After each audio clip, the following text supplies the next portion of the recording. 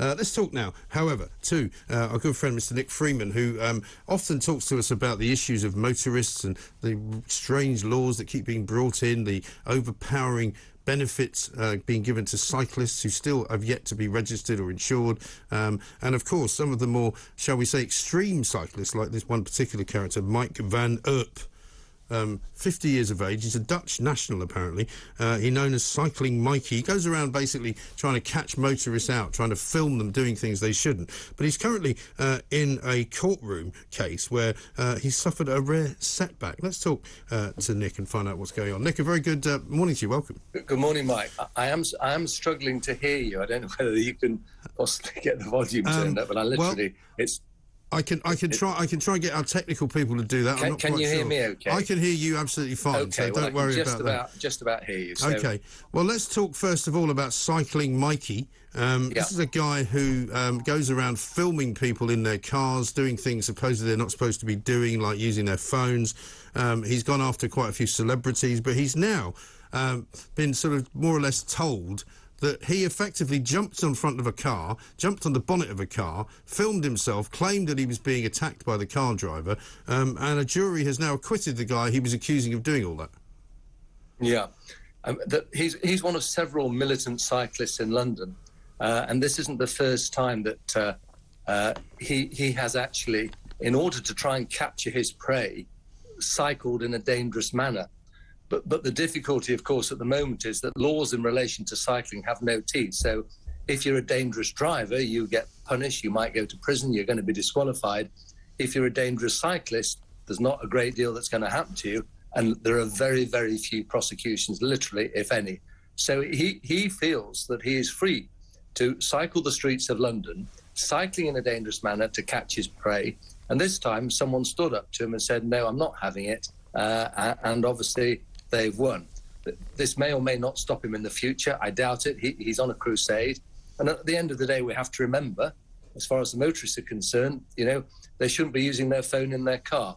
It's a shame possibly there aren't more police on the streets, and it's a shame that actually the police encourage people like this gentleman, because he's doing their job for them. And I think he's had thousands of convictions and raised an awful lot of money.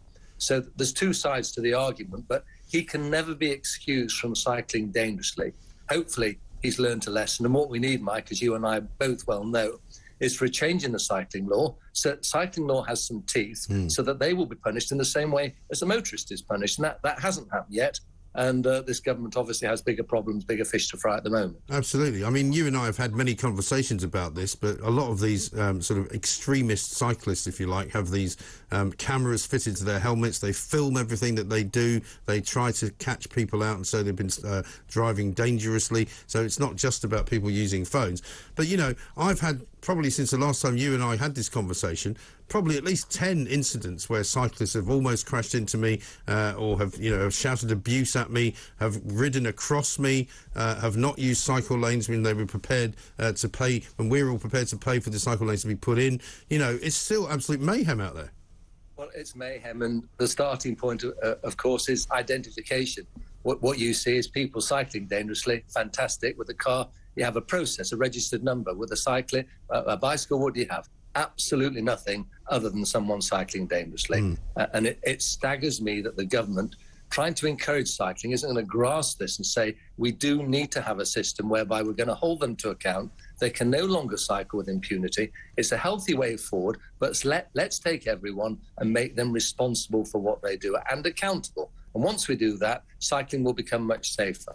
Absolutely right. And I have noticed as well an increase in the number of scooters for hire on the streets, certainly of London and other cities, I think, as well around the country. But what I've also noticed is some of these new scooters, which have got different branded names on them, have a little registration plate on the back of them. And people said to us, did they not, oh, where are you going to put a registration plate? Well, they've got a little number on them so you can identify them.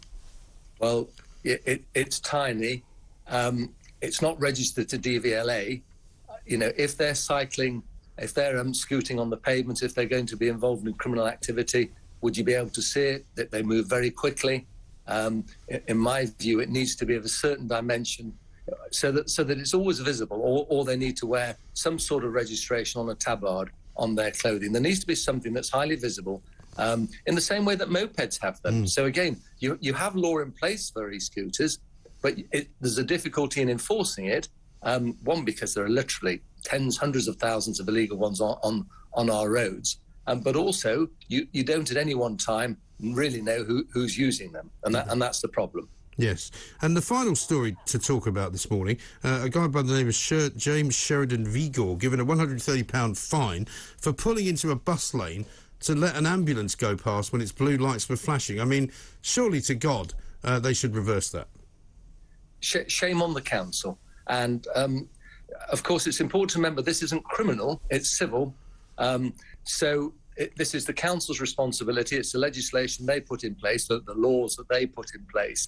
What is actually interesting is, even from a criminal perspective, if a police officer comes up behind you in his car with his lights flashing, you don't have to move over. And if you, for example, go through red lights, prima facie, you're committing an offence.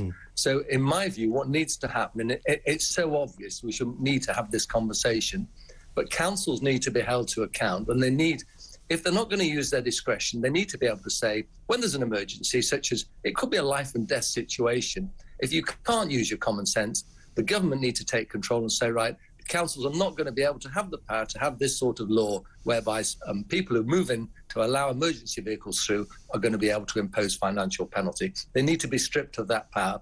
And at the same time, the government needs to introduce law so that people will not be going, for example, breaking the law, going through a traffic light or going through a stop line, committing another road traffic offence, because you actually don't have a defence. I'm not suggesting you would be prosecuted, but there are cases where there are.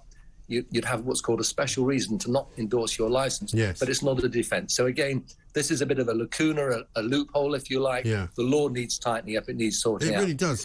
What's interesting about this, Mike, is he went through an appeal procedure. He didn't exhaust the appeal procedure, but the council only withdrew the penalty because there was such a huge public protest. And the law shouldn't work that way. We're not living in one of these dictatorships in other countries. I'm not going to mention the type. We're living in a democracy. We need to have sensible legislation. Even in